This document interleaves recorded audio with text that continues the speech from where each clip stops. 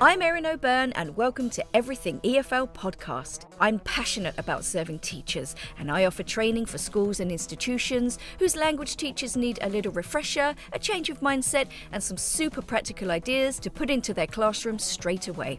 There is no one-size-fits-all lesson plan, but you've got a friend and support system in me. I can help reduce your overwhelm, give you some teacher inspiration, and improve your work-life balance. How? With some solid advice, takeaways you can try out immediately, and some much-needed teacher love, because your well-being is important too. Are you ready to make small changes one step at a time and remember how amazing you are? Let's go!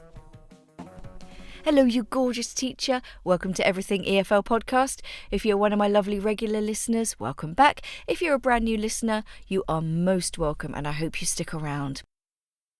This may well be the first pep talk that you're getting this year. In fact, it might be the only pep talk you've ever had in your teaching career. Shocking. Today's podcast is a mindset episode and I think I'm going to start by saying this. There's a lot of stuff out there about how to plan your lessons, what to do with your class, how to make your students happy, blah, blah, blah, blah. But how about you? Is anyone checking in on you? And more importantly, are you checking in on yourself? Are you? Why is this important? Well, I think we can all agree that teachers are very good at beating themselves up. There's very much a vibe of, am I doing this right? Constant questioning. Am I doing this right? I'm not good enough. Am I good enough? And then you get stuck in this horrible little demonic rut where that bastard voice is amplified. That voice that spews negativity. You know the one I mean. And this is something that every person battles with when you're responsible for a group of learners, but it can really take its toll. And, you've got so many things to worry about. Do they like me? Are they learning? Are they bored? Are they engaged? Why are they not listening to me? And then, of course, comes the overwhelm. And with the overwhelm comes the fear. I'm too overwhelmed to make a change now. What will I do? What will happen? And, that constant anxiety about what will happen. And there's a danger of this negativity creeping into your classroom and you definitely don't want that. You do try your best to smile and appear positive, but yourself, this kind of masking is such a drain and you just don't need it. So I'm here to tell you something.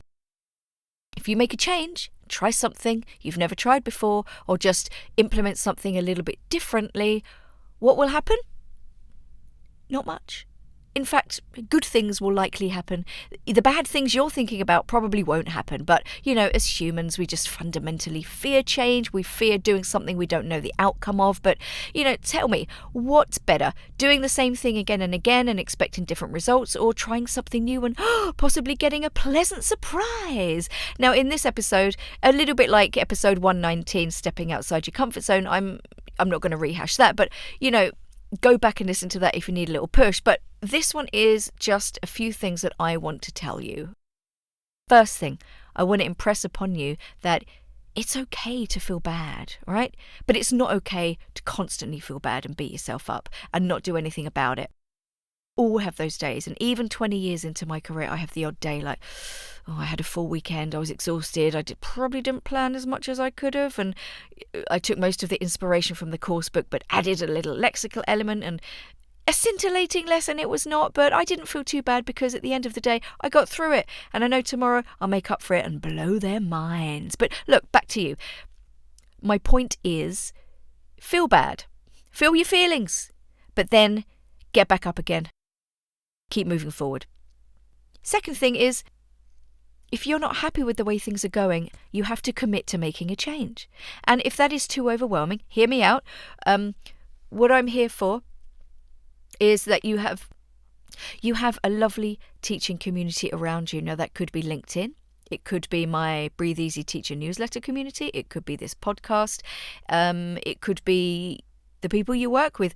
Hopefully you have good colleagues that you can lean on and share your feelings and your thoughts and ask for support and never be afraid to reach out. And that's what my newsletter, Breathe Easy Teacher, is all about. I'm someone you can lean on, and I can also offer you some tips and advice. And all I ask in return is just accept the challenge that I give you every couple of weeks. They're always very small because I know that it can be overwhelming to try new things. And you also don't have a lot of time to think about it, which is why, everything I would ask you to do would be in the form of small steps. Which leads me to the third and final thing. This is a short and sweet episode. Small steps is the way forward. I know that looking at change can look like a mountain, of course it does, but maybe you're just not sure how to break it down into small steps. But if you've been to any conferences recently, or maybe you've read an article recently, or have you listened to a podcast recently where you thought, oh, I'd like to try that, and you haven't yet, ask yourself, why haven't I done that yet? Why haven't I tried that yet? It could be you just forgot. Hopefully this is a little reminder or refresher, do that thing that you wanted to do. But are there any other reasons why you haven't made the change? If you want to try something and it's too overwhelming, get a piece of paper and a pen. So let's say you're doing something lexical, like you've heard me talking about this a million times, or maybe you've read an article, or you've even read a book about it, but you don't know where to start. Let me just give you a helping hand, okay? So, like I said, today wasn't the most amazing lesson, but we did a listening, and then I always do something with a transcript. I love a transcript and a dialogue. So I introduced my intermediates to the concept of chunking, groups of words, patterns. I did some examples on the board. Patterns like know, how to plus infinitive, like plus ing. Chunks like sorry I'm late or be on time. Have you seen my? I've never before. Back to the transcript. And I gave everyone a highlighter and called out all the chunks, collocations and grammatical patterns within the first couple of paragraphs of the transcript. It was a very passive receptive exercise. We'll do another paragraph tomorrow. We'll do another paragraph the day after. And then whatever's left, they can try and identify chunks themselves at the end of the week. There you go. Start there. And if that doesn't work for you or your students, try something else. But again, just make sure it's something small and manageable for you as well as the student. Once you've made a small change, it's then much easier to make another small change and just try something new. Okay, my final point. Firstly, I'm going to start with a question. Do you have a colleague who you can share these experiences with? And you can say, hey, do you want to do this in your lesson, or try this, or I'm going to try this. Shall we talk about it in the break and see how it goes? This buddy system could make life much easier for you depending on the way you work. If you work in a school that doesn't have a particularly positive environment, or maybe you're not very close to your colleagues, you're going to have to reach deep down and find the confidence to make the change yourself on your own. But again, if it's something small, it's less overwhelming. Okay, I think I'm going to finish with a final. I promise this. I mean it this time. This is the final point.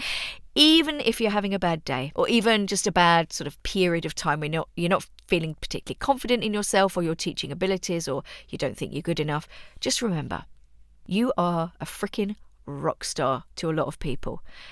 A lot of people can't do the shit that we do.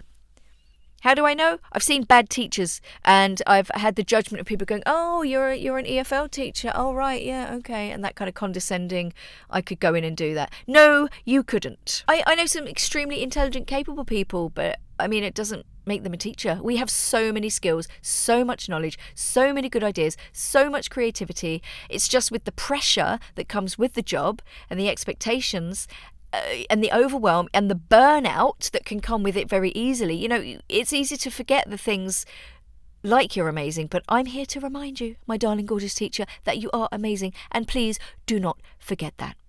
On a serious note though, if you are feeling a little bit defeated, a bit burnt out, and I've met plenty of teachers who feel that way, it could be because their job is dependent upon their students' performance. It could be league tables. It could be pressure from business owners and those lovely unrealistic student expectations and demands. It could be any of those things. But if you would like to make a change but you feel it's difficult, ask yourself where your support system is, who are they? And if you don't have one, sign up to my newsletter. And I'm not just saying that so I can send you emails, okay? I want you to hit reply and talk to me if you're feeling down. I want you to hit reply and ask me a question if you're not sure how to do something. I want you to hit reply and talk to me if you just want a friendly voice. And most importantly, I want you to hit reply just for the hell of it. I love hearing from my community about how the challenges went. The link to my newsletter is in the show notes. I have been having a few issues recently with the newsletter link, so if you can't actually get onto the link, DM me and I will add you manually. Also, if you've been looking at my social media, you'll know that I'm releasing a course beginning of September, I think, after the summer break. It's called Methods and Mindset, and it's designed to reignite your spark. And it's all about making small changes, and we'll be covering some lexical things. But the first lesson will be one big pep talk about yourself and your mindset, and the rest of the course, it's about how to use your students and the language they generate. And basically the whole idea is to make you feel good about yourself, but also cut down or definitely not add to your prep time.